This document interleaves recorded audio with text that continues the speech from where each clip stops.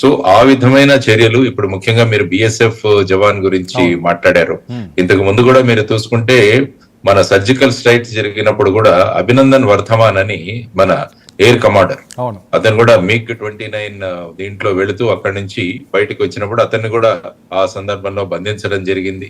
ఆ తర్వాత అతని దగ్గర నుంచి కీలక సమాచారం రాబట్టడానికి కూడా వాళ్ళు ప్రయత్నాలు, తర్వాత వారిని మనం తెచ్చుకున్నాం ఆ వ్యక్తిని.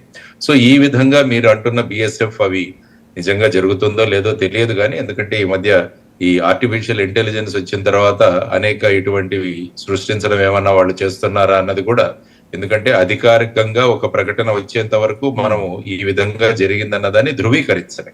సో ఆ విధంగా మనం వేసి చూడాల్సిన అంశం. ఎందుకంటే ప్రధాని మోడీ గారి స్పష్టంగా చెప్పారు, ఏ విధంగా ఈ చర్య జరిగిందో దానికి మేము ఖచ్చితంగా జవాబు ఇస్తాము.